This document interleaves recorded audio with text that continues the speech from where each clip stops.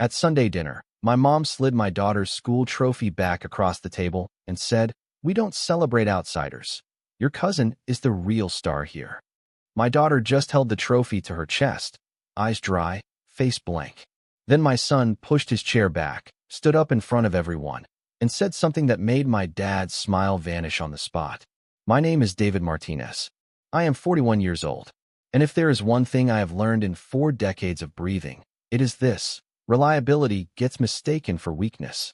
I learned that lesson at my parents' kitchen table, the same table where I watched my brother get praised for showing up late, while I got silence for showing up early with the mortgage check. For most of my adult life, I was the one wiring money when the car broke down. I was the emergency contact who always picked up. The dependable son who transferred $3,000 every month without asking why. My parents called it love. I called it duty. My ex-wife called it enabling, right before she left. Emma is 12 now. Lucas is 10. After their mother walked out 3 years ago, it became just the 3 of us. They are good kids. Emma won a regional debate trophy last month. Lucas builds robots in his bedroom and leaves wires everywhere. They do not ask why we eat pasta 4 nights a week. They do not know that grandma's house stays warm because I pay the heating bill. My parents live in the same house where I grew up, a 3-bedroom ranch with a sagging porch and a mortgage that should have been paid off a decade ago. My father refinanced twice. The first time was to help my cousin Marco open a car detailing shop. The second time was to fund my cousin's son's college tuition at a private university. That kid, Jeremy, graduated last year with a communications degree and no job. My parents framed his diploma and hung it in the living room. My own college degree, the one I earned while working night shifts at a warehouse, is somewhere in a box in their attic. Sunday dinners at their house started when I was a kid. The tradition continued even after I moved out, got married, had kids, got divorced. My mother sets the table with the same beige plates. My father grills the same bland chicken. And my cousin Marco always shows up late with his wife, Linda, and their golden child, Jeremy. Jeremy is 23. He lives in my parents' basement and pays no rent. He drives the car my father bought him, the same car I helped finance when my father's credit was too bad to get the loan approved. Jeremy calls me Uncle David at family gatherings and borrows $20 for gas every time. I thought that was what family did. This Sunday, Emma asked if she could bring her trophy to dinner. She wanted to show Grandma. I told her yes. Lucas asked if he could skip dinner and stay home to finish his robot. I told him no. Family dinner was important. It mattered. I believed that once. We drove to my parents' house in my 12-year-old sedan, the one with the cracked windshield and the check engine light that blinks on and off like a warning I keep ignoring. Emma sat in the back with the trophy on her lap, polishing the brass plate with her sleeve. Lucas stared out the window, his headphones on, lost in some song I would never understand. When we pulled into the driveway, Jeremy's brand new truck was already parked in the spot I usually took. I parked on the street. My mother opened the door before I could knock. She hugged Emma first, then Lucas. She looked at me and smiled the way people smile at furniture. Functional. Familiar. Forgotten. My father was in the kitchen, pulling chicken off the grill. Marco and Linda sat at the table, laughing about something I had already missed. Jeremy stood by the counter, scrolling through his phone. The table was set. The plates were beige. The chicken was bland. And I felt that old ache in my chest, the one that comes from knowing you are needed but not wanted. Emma held the trophy close to her chest as we walked inside. She was smiling. She thought this moment mattered. I thought that once too. We sat down at the table in our usual spots. Me at the end, across from my father. Emma and Lucas on my left. Marco, Linda, and Jeremy on the right. My mother brought out the chicken, the rice, the salad no one would eat. She set everything down with the same rehearsed movements she had perfected over 30 years. Emma waited until everyone was served. Then she lifted the trophy from her lap and placed it gently on the table, right next to the salt shaker. The brass caught the light. The engraved plate read, "First place, Regional Middle School Debate Championship." Her name was etched below in clean letters. Emma Martinez. She looked at my mother with wide eyes, proud and hopeful. My mother glanced at the trophy. Then she looked at my father. Then she looked at Jeremy. She reached across the table, picked up the trophy, and slid it back across the surface toward Emma. The brass scraped against the wood. The sound was louder than it should have been. My mother folded her hands and smiled that smile. The one that looks kind from a distance but cuts up close. We don't celebrate outsiders here, sweetheart. Your cousin Jeremy is the real star of this family. The air in the room changed. It went cold, fast, like someone had opened a window in winter. Emma stared at my mother. Her hands stayed frozen in the air where the trophy had been. Her mouth opened slightly, then closed. She pulled the trophy back to her chest and held it there, tight, like it might disappear if she let go. Her eyes stayed dry. Her face went blank. That scared me more than tears ever could. Lucas stopped chewing. He put his fork down. His jaw tightened. My father chuckled. He actually chuckled. He leaned back in his chair and shook his head like my mother had just told a funny joke. Emma, honey, your grandma just means we have bigger things to celebrate. Jeremy got an interview at a marketing firm this week. Jeremy smirked. He did not look up from his phone. Marco raised his glass. Linda smiled. My mother nodded like she had just solved a problem. I felt my hands go numb. My chest felt tight.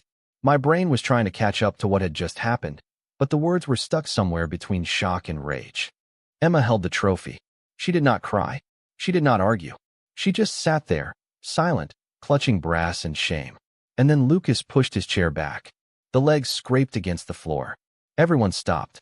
All eyes turned toward my 10-year-old son as he stood up, small and straight, in front of the entire table.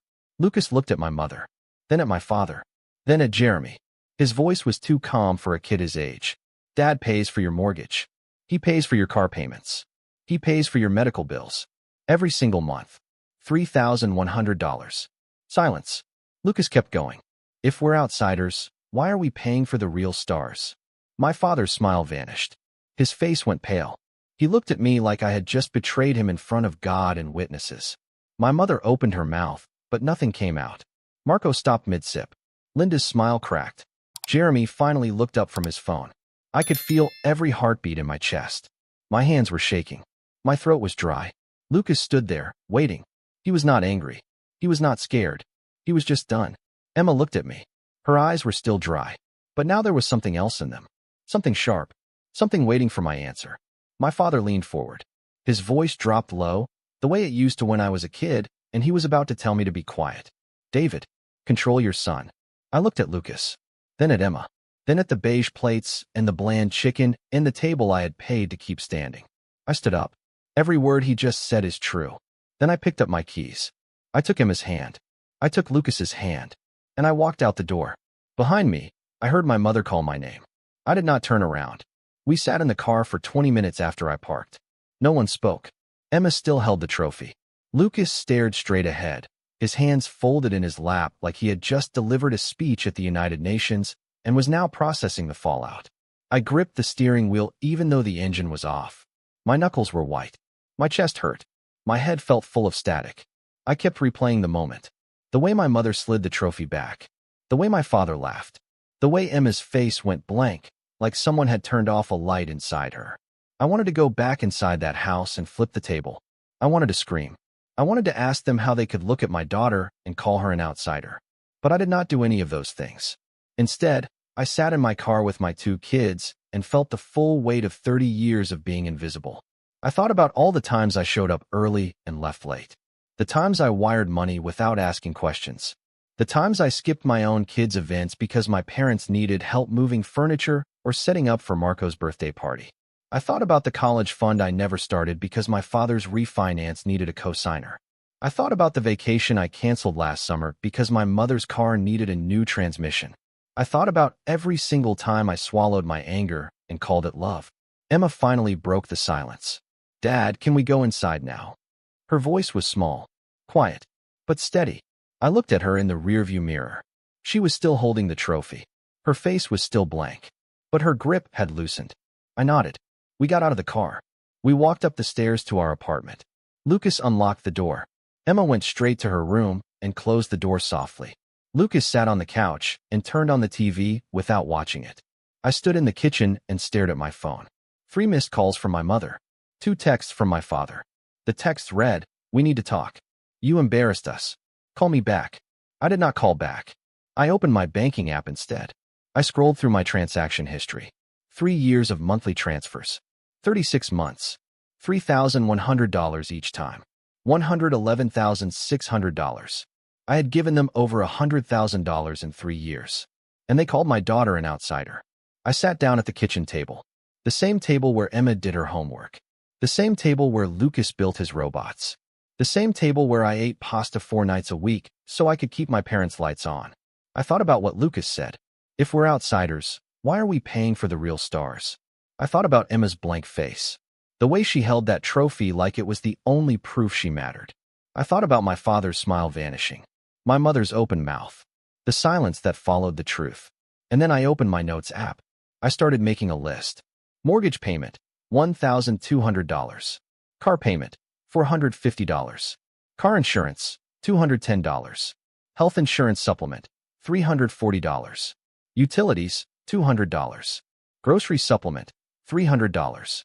Miscellaneous emergency fund, $200. Total, $3,100. Every month. For 3 years. I stared at the list. Then I opened my bank's bill pay settings. I hovered my finger over the cancel button for the mortgage payment. Then I thought about Emma's face. And I pressed it. I did not sleep that night. I sat at the kitchen table with my laptop open and my phone next to me. I canceled the mortgage payment first. Then the car payment. Then the insurance. Each cancellation sent a confirmation email. I saved every single one in a folder I labeled receipts. By 2 in the morning, I had canceled $3,100 in monthly automatic payments. Every single transfer that had been keeping my parents' world upright. I leaned back in my chair and stared at the ceiling. My hands were shaking. Not from fear. From something else. Something that felt like power, but tasted like grief. I thought about calling them. I thought about sending a text. I thought about explaining. But then I remembered the way my mother slid the trophy back. I remembered my father's laugh. I remembered Emma's blank face. So I did nothing. I let the silence do the talking.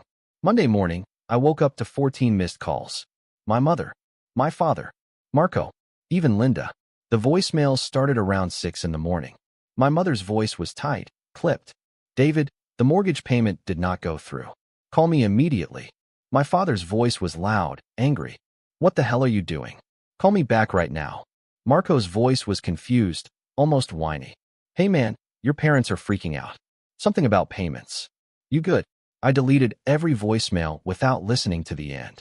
I made Emma breakfast. Scrambled eggs and toast. She ate quietly, her eyes on her plate. Lucas sat next to her, still processing yesterday in that way kids do when the world shifts under their feet and they're trying to find balance. Emma looked at me halfway through breakfast. Are we going back to Grandma's house? I shook my head. Not for a while. She nodded. She did not ask why. She just went back to her eggs. Lucas looked at me with those sharp 10-year-old eyes that missed nothing. Did you stop paying for their stuff? I paused. Then I nodded. Lucas nodded back. Good. I drove them to school that morning. Dropped Emma off first, then Lucas. Watched them walk through the doors into a world that would keep spinning no matter what was happening at home. Then I sat in the parking lot and opened my phone. 22 missed calls now. 6 new voicemails. 11 texts. The texts were escalating. My father, call me now or I'm coming to your apartment. My mother, you're being childish and cruel. Marco, dude, what's going on? They're losing it. I ignored all of them. I opened my banking app again. I checked my account balance. For the first time in 3 years, I had more than $200 left after bills. I stared at that number. $3,100 still in my account. Money that used to disappear every month like clockwork. I felt something crack open in my chest. It was not relief. It was not satisfaction. It was something colder, sharper. It was the realization that I had been funding my own invisibility. I drove to work. I sat at my desk. I answered emails. I attended meetings. I pretended everything was normal. But my phone kept buzzing. My parents kept calling. And with every ignored call, I felt the power shift. By Tuesday morning, my father left a voicemail that was different. His voice was quieter, strained. David, please. We need to talk. The bank called. The mortgage is overdue. Just call me back. I saved the voicemail. Then I went back to work. They showed up at my apartment on Tuesday night. I was making spaghetti when I heard the knock. 3 sharp raps. Impatient. Entitled. I looked through the peephole. My father stood there with my mother beside him. His face was red. Her arms were crossed. I opened the door but did not step aside. My father spoke first. His voice was loud, too loud for the hallway. What the hell do you think you're doing? I looked at him. then at my mother. Neither of them looked sorry. They looked inconvenienced. I stopped paying your bills. My mother's face twisted. You can't just do that. We have an arrangement. I almost laughed. Almost. We never had an arrangement. You had an expectation. I had a sense of obligation. One of those things just ended. My father stepped closer. He pointed his finger at me, the same way he used to when I was 16 and missed curfew. You are going to fix this. Right now. You are going to call the bank and reinstate those payments. I stayed in the doorway. I did not move. No. The word hung in the air like smoke. My mother's voice went shrill. We raised you. We fed you. We gave you a home. You owe us. I felt something snap inside me. Clean. Final. I gave you $111,000 over the last 3 years. I don't owe you anything. My father's face went pale. My mother opened her mouth, but no sound came out. I kept going. I paid your mortgage while my kids ate pasta 4 nights a week. I paid your car insurance while my windshield stayed cracked. I funded Jeremy's college while Emma's debate trophy got called outsider memorabilia. My mother's eyes filled with tears. Fake ones. The kind she used to use when I was a kid, and she wanted me to feel guilty for asking for new shoes. How can you be so cruel? We're your parents. I looked at her. Really looked at her. And I realized I did not recognize the person standing in front of me. You slid my daughter's trophy back across the table and told her she didn't matter. You laughed when my father dismissed her. You let Jeremy sit there and smirk while my son had to defend our existence. My father tried to interrupt. I held up my hand. I'm done. I'm done being the emergency fund you never thank. I'm done being the backup plan you never respect. I'm done being invisible. My mother stepped forward. Her voice dropped low, venomous. If you do this, you're not welcome in this family anymore. I looked at her for a long moment. Then I looked at my father. I was never welcome. I was just useful. Then I stepped back and closed the door. I heard my mother's voice through the wood. She was yelling. My father was pounding on the door. The sound echoed through the hallway. I walked back to the kitchen. I turned off the stove. I checked on Emma and Lucas. They were in their rooms, headphones on, pretending they could not hear. I sat down at the kitchen table and opened my laptop. I pulled up the folder labeled Receipts. I opened a new document, and I started writing everything down. Dates, amounts, conversations, promises, lies. My phone buzzed. A text from my father. You just made the biggest mistake of your life. I put the phone face down on the table. Then I went back to building my case. I spent the next 3 days building a fortress out of paperwork. Bank statements, canceled checks, transfer confirmations, text message screenshots, voicemails saved and timestamped. Every single piece of evidence that proved I had been their safety net for 3 years while they treated me like I did not exist. I printed everything. I organized it by category. Mortgage payments in one folder. Car payments in another. Insurance. Utilities. Grocery supplements. Emergency transfers for things like broken water heaters and vet bills for a dog they no longer even owned. I added up the numbers again. $111,600. But that was just the last 3 years. If I went back further, back to when I was 25 and my father first asked me to co-sign a loan, the number climbed closer to $200,000. $200,000. Gone. Evaporated into a house that was never mine and a life that never included me unless they needed something. I sat at the kitchen table every night after Emma and Lucas went to bed. I built spreadsheets. I highlighted discrepancies. I found records of transfers my parents claimed never happened. I found emails where my mother promised to pay me back and never did. I found a text from 2 years ago where my father wrote, "Your family, David. Family helps family." I printed that text. I put it at the front of the folder. On Wednesday, my mother called again. I did not answer. She left a voicemail. "David, the car insurance lapsed. Your father got pulled over. We're going to get fined. Please, just reinstate it." I saved the voicemail. I did not call back. On Thursday, Marco texted me. "Dude, your parents are in a bad spot. Can you just help them out? Whatever happened at dinner, it's not worth this." I stared at that text for a long time. Marco, my cousin, the guy whose son lived rent-free in my parents' basement. The guy whose business loan came from my father's refinance, which came from my co-signed credit. I typed back. Did Jeremy ever apologize to Emma? 3 dots appeared, then disappeared, then nothing. I put my phone down. On Friday, my mother showed up at my office. She walked past the receptionist, past the cubicles, straight to my desk. Her eyes were red. Her hands were shaking. She sat down in the chair across from me without asking. David, please. The bank is threatening foreclosure. We need you. I looked at her. I did not feel anger anymore. I felt nothing. Did you call Emma and apologize? She blinked. What? Did you call my daughter and tell her you were sorry for humiliating her in front of the entire family? My mother's face tightened. This is not about Emma. This is about us losing our house. I leaned back in my chair. It was always about Emma. And Lucas. And me. But you never noticed because we weren't Jeremy. She opened her mouth. Closed it. Opened it again. You're being petty. I'm being done. She stood up. Her voice cracked. You're going to regret this. I already regret the last 20 years. She turned and walked out. I watched her go. I felt the eyes of my coworkers on me. I did not care. I went back to my desk and opened the folder on my computer labeled Final Steps. Inside were 3 documents. The first was a letter. The second was a detailed financial breakdown. The third was a list of every bill I had been paying, with cancellation dates highlighted in red. I had one more move to make. One final piece to put in place before this whole thing collapsed on them the way it should have years ago. I opened my email. I typed in my parents' email addresses. I attached the financial breakdown. In the subject line, I wrote, "The real cost of being family." Then I hovered my finger over the send button. I did not press it yet.